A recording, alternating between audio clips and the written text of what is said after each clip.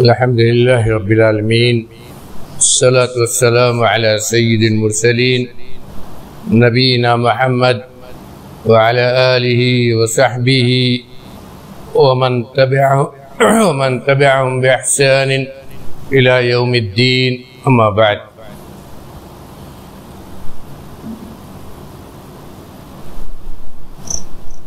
ابھی تک جو احادیث ہم نے پڑھی ان کی شرح کی گئی، ان کا تعلق طہارت کے ابواب سے تھا، پانی کی طہارت، اس کے بعد وضو کے احکام، پھر غسل کے احکام، اس کے بعد تیمم کے احکام۔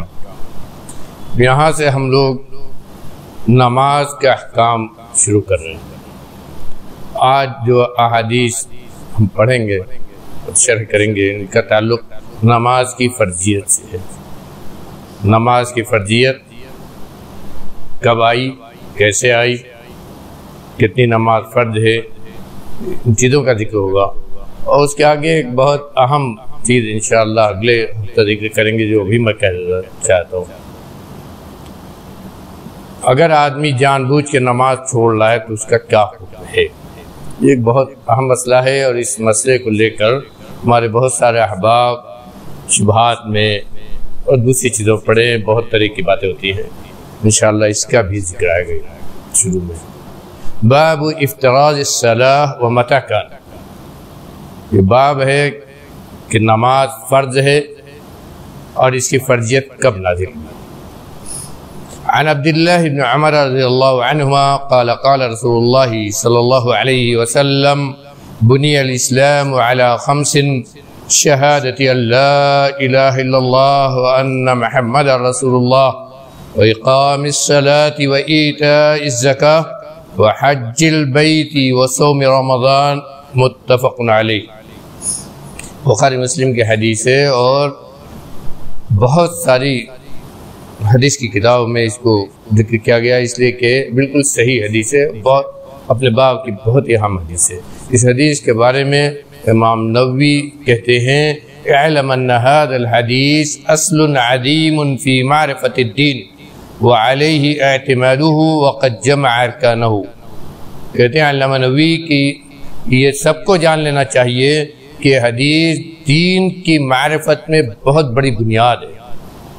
دین کیا ہے، اس کی بنیاد کیا ہے، یہ اس حدیث سے معلوم ہوتی ہے۔ اور حقیقت میں اس نے دین کے ارکان کو جمع کر دیا ہے،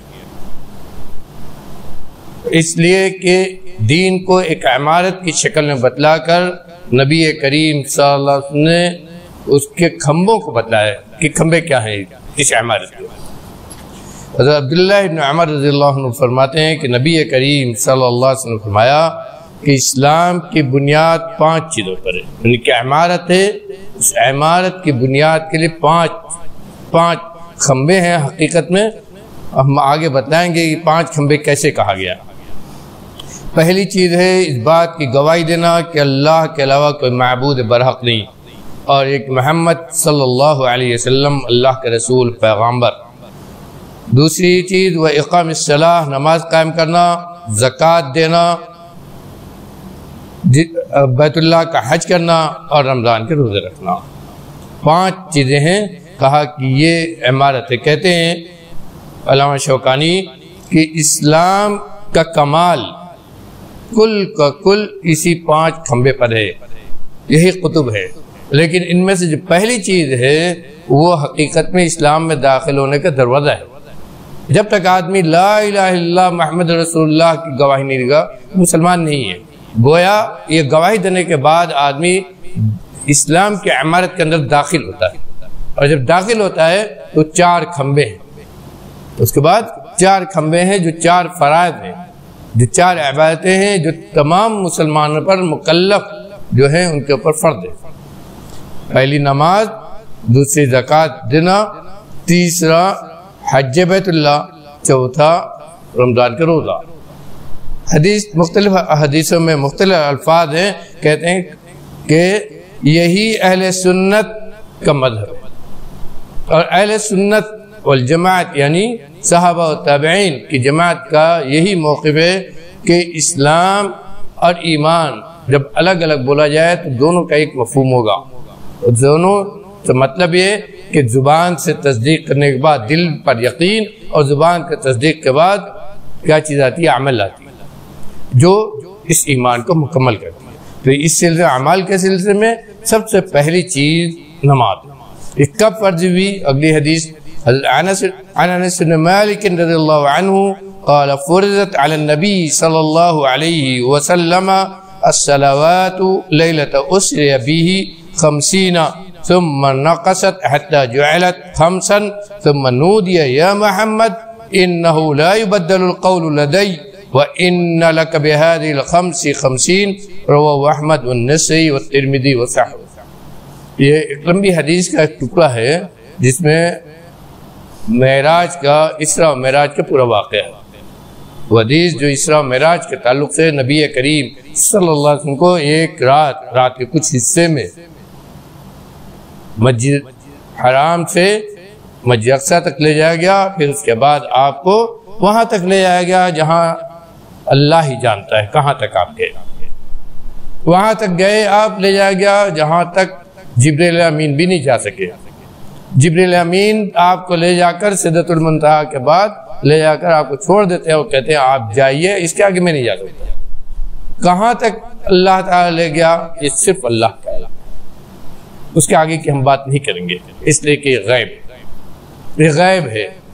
غیب کے سلسلے میں ہمیں دماغ نہیں لگانا ہے، یہ یقین رکھنا ہے کہ اللہ تعالیٰ کہاں تک لے گیا، اور جو آپ کو لے گیا تو وہیں اوپر نماز فرض بھی.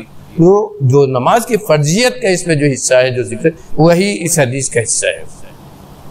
انس بن مالک رضی اللہ عنہ کہتے ہیں کہ نبی کریم صلی اللہ علیہ وسلم کے اوپر نماز فرض کی گئی، نمازیں فرض کی گئیں. کب؟ جب آپ کو اسراء و معراج، اس رات میں فرض کی گئی جب آپ کو اسراء و معراج کا واقعہ ہوا. اور کتنی پہلے فرض کی گئی؟ کہا کہ 50 نمازیں فرض کی گئی، پھر کم کی گئی یہاں تک کہ 5 کر دی گئی. پھر پکارا گیا، اللہ کی طرف سے آواز دی گئی، اے محمد میرے ہاں بات بدلی نہیں جاتی ہے، میں جو کہتا ہوں جو حکم ہوتا ہے وہ ایسی ہی ہوتا ہے، اس میں تبدیلی نہیں ہوتی ہے.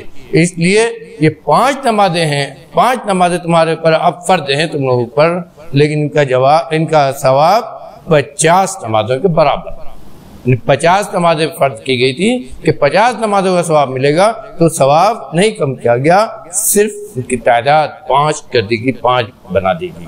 اور یہ واقعہ ہے، آپ نے سنا بھی ہوگا، اگر اسراء معراج کا واقعہ پڑھا بھی ہوگا کہ جب 50 نمازیں فرض کی گئیں تو نبی کریم صلی اللہ علیہ وسلم بہت خوشی واپس اترے.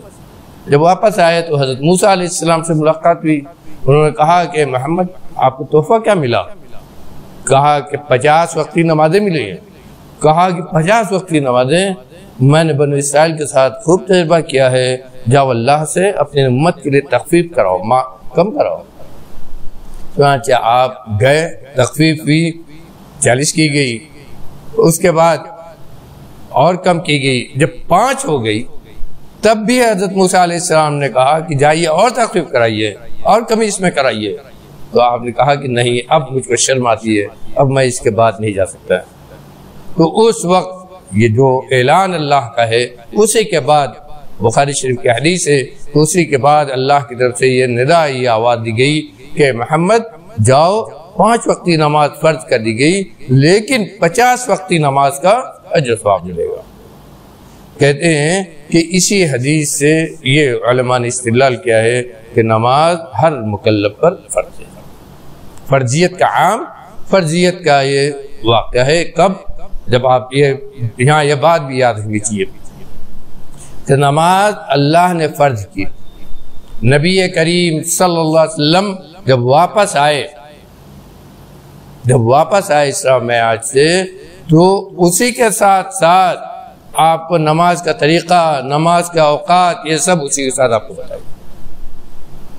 حافظ ابن عبد البر رحمۃ اللہ نے لکھا ہے اور محدثین نے اس کی تصدیق کی ہے کہ جس رات آپ آئے، جس رات اسراء معراج ہوا اور نماز فرض ہوئی اس رات میں، اسی کا دن جب نکلا تو حضرت جبریل علیہ السلام آئے اور آپ کو 5 وقت کی نماز دوسرے ہی دن، غور کیجئے، دوسرے دن 5 وقت کی نماز اس کے اول وقت میں پڑھائی۔ وہ وقت بھی اللہ کی طرف سے بتایا گیا آپ کو کہ کس وقت میں آپ یہ 5 وقت نماز پڑھیں گے، اور جب جبریل امین نے آپ کو نماز پڑھائی ہوگی تو بلا شبہ اسے ساتھ ساتھ نماز پڑھ کے آپ کو معلوم ہو گیا ہوگا کہ کس طرح نماز پڑھنا ہے۔ جبریل امین نے بھی اپنی طرف سے نہیں کیا ہوگا، اللہ نے ان کو رسول کے پاس احکام اور قرآن بھیجنے کے لیے بھیجتا تھا اللہ رب العالمین، تو آ کر اللہ کی طرف سے نبی کریم صلی اللہ علیہ وسلم کو ساری باتیں بتاتے تھے، اور اس پر ہمارا ایمان ہونا چاہیے۔ جس طرح قرآن لے کر آتے تھے، قرآن کی آیات لے کر آتے تھے، قرآن مختلف 23 سال میں نازل ہوا ہے، تو مختلف آیتیں مختلف اوقات میں مختلف واقعات پر نازل ہوئی ہیں، تو آتے تھے تو بتاتے تھے کہ یہ آیت اللہ نے یہ اتاری ہے، آپ کے ہاتھ بھیجا ہے، اس کو قرآن کی میں اس سورے میں اس آیت کے بعد اور اس آیت کے پہلے آپ لکھ لیجئے، اس کو یاد کر لیجئے۔ بتاتے تھے یہ بھی بتاتے تھے کہ یہ آیت کس سورے کی ہے، کس آیت کے پہلے لکھی جائے گی اور کس آیت کے بعد لکھی جائے گی۔ پوری قرآن کی ترتیب بھی حضرت جبریل امین آپ کو بتاتے ہیں۔ اسی طرح احکام بھی، اسی لیے کہتے ہیں کہ حدیث یہ قرآن کی شرح ہے، اور یہ شرح اللہ کی بتائی ہوئی ہے، یہ شرح اللہ کی بتائی ہوئی ہے، جس کی طرف اللہ نے 2 آیت کے اندر اشارہ کر دیا ہے، وَمَا يَنْطِقُ عَنِ الْهَوَىٰ إِنْ هُوَ إِلَّا وَحْيٌ يُوحَىٰ۔ اس آیت کو بہت ہم لوگ پڑھتے ہیں، 2 آیت کہ نبی اپنی طرف سے کچھ نہیں کہتے، اپنی خواہش سے کوئی باتیں نہیں کہتے ہیں۔ مَا يَنْطِقُ عَنِ الْهَوَىٰ، نبی دین کی جو بھی باتیں کہتے ہیں وہ ان کی اپنی طرف سے نہیں ہوتی ہے، ان کی اپنی خواہش سے اپنے چاہنے سے نہیں ہوتی ہے، بلکہ جو کچھ کہتے ہیں وہ اللہ کی طرف سے اتاری ہوئی وحی ہوتی ہے، چاہے وہ قرآن کی شکل میں ہو یا قرآن کی تفسیر حدیث کی شکل میں ہو۔ تو نماز بھی آپ کو بتائی گئی کہ کس وقت میں آپ کو پڑھنا ہے۔ پہلے دن پڑھایا اول وقت میں، دوسرے دن پھر آئے جو نماز کا آخری وقت ہے 5 وقت کا، اس میں نماز پڑھائی، اور نماز پڑھانے کے بعد دوسرے دن حضرت جبریل امین نے کہا، محتیٰ کہ بے حدیث ہے، صحیح بخاری میں بھی حدیث ہے، کہا کہ اے محمد صلی اللہ علیہ وسلم جان لیجئے کہ نماز کا وقت انہی دونوں کے بیچ میں، یہ 2 دن جو پڑھایا ہم نے، پہلے اول وقت میں، دوسرے دن آخری وقت میں، تو ہر نماز کا وقت انہی دونوں کے بیچ میں ہے۔ وہ آپ نے یہ امت کے لیے، اللہ نے امت کے لیے بھی آسانی کی، افضل کہا جاتا ہے کہ اول وقت میں پڑھا جائے، لیکن اگر کوئی آدمی کسی وجہ سے اب اول وقت نہیں پڑھ سکتا ہے، مؤخر کرے پڑھے، کچھ مؤخر کرے پڑھے، لیکن اس وقت کے جانے کے بعد اگر پڑھیں گے تو پتہ ہوگی۔ اللہ نے یہ مہلت دیا۔ آج ہمارے کچھ بھائی کہتے ہیں کہ اول وقت میں نہیں پڑھا تو نماز نہیں ہوگی، یہ جہالت ہے۔ اس وقت میں جو وقت دونوں کے بیچ میں ہے، اسی لیے بتایا گیا اس وقت میں اگر آپ نے دونوں وقت کے بیچ میں آپ نے نماز پڑھی، کسی وجہ سے آپ کی جماعت نہیں، کہیں آپ ہیں مسجد میں نہیں پہنچ سکے، کہیں ہے، تو اس وقت کے بیچ میں جب نماز پڑھیں گے تو نماز ادا ہوگی اور نماز پوری ہوگی۔ اور اس کی سب سے بڑی ایک دلیل یہ بھی ہے، حضرت انس بن مالک رضی اللہ عنہ کہتے ہیں یہ قبا میں رہتے تھے، حضرت انس بن مالک کا مکان یہ مدینے کے قبا میں رہتے تھے۔ کہتے ہیں کہ عصر کی نماز نبی کریم صلی اللہ علیہ وسلم اول وقت میں مسجد نبی پڑھتے تھے۔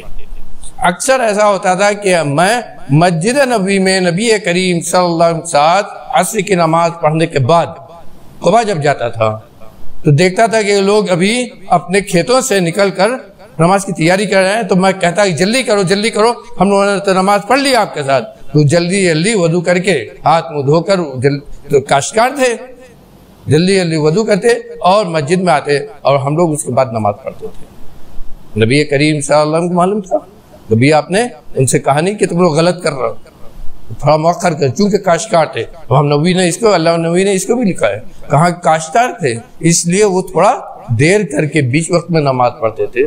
آپ نے اس کو منع نہیں کیا، نہ کہا کہ غلط ہے نماز نہیں ہوگی، بلکہ ان لوگوں کو جن لوگوں کو موقع تھا وہ اول وقت پڑھتے تھے، اور اگر کسی وجہ سے مؤخر ہو گئی مؤخر کر پڑھتے تھے، اور دونوں ہاتھ کی نماز ہوتی تھی۔ یہ بھی باقاعدہ، یہ بھی حدیث سے ثابت ہے۔ تیسری حدیث آج کی کیا ہے؟ عن عائشہ رضی اللہ عنہ قالت فرضت الصلاة ركعتين ثم هاجر ففرضت 4 وتركت صلاة السفر على الأول رواه احمد والبخاری۔ حضرت عائشہ رضی اللہ عنہ سے روایت ہے، کہتی ہیں کہ اول نماز 2 رکعت فرض کی گئی تھی، یہ مکہ کا واقعہ ہے، مکے میں جب نماز فرض کی گئی تھی اور آپ نماز چھپ کر پڑھتے تھے۔ یہ بھی جاننا چاہیے کہ کھلے طور پر آپ دین پر نہیں عمل کر سکتے تھے، جو شروع کے حالات تھے بہت ہی خطرناک تھے، تو آپ چھپ کر نماز پڑھتے تھے، اور اس کے لیے آسانی کرنے کے لیے اللہ نے شروع میں 2 رکعت نماز فرض کی تھی۔ کہا کہ نماز شروع میں 2 رکعت، جو 4 رکعت ہے یا 3 رکعت ہے، سب 2 رکعت پڑھتے تھے۔ اس کے بعد جب آپ نے ہجرت کی تو 4 رکعت والی 4 رکعت کی گئی، یعنی ظہر عصر 4 رکعت کی گئی، مغرب 3 رکعت کی گئی، عشاء 4 رکعت کی گئی۔ وَتُرِكَتْ صَلَاةُ السَّفَرِ عَلَى الْأَوَّلِ، لیکن سفر آدمی جب کرتا ہے، مسافر ہوتا ہے، تو مسافر کے لیے ویسی 2 رکعت چھوڑ دی گئی، یعنی جیسے 2 رکعت فرض تھی ویسے ہی اس 2 رکعت کو سفر کے لیے باقی رکھا گیا، لیکن جب آپ اپنے گھر ہیں، مقیم ہیں، تو آپ کے لیے 2 رکعت والی 4 رکعت بھی کر دی گئی۔ اس حدیث کے کچھ ایسے احکام ہیں جن کی تفصیل چاہیے، انشاءاللہ اگلے درس میں ہم اس کو اور تفصیل سے بیان کریں گے۔ اللہ تعالی ہمیں حدیث کو پڑھنے، اس کو سمجھنے، مسائل پر عمل کرنے تو توفیق عطا فرمائے۔ ربنا تقبل منا انك انت السميع العليم وتب علينا انك انت التواب الرحيم، وصلى الله على خير خلق محمد وعلى اله وصحبه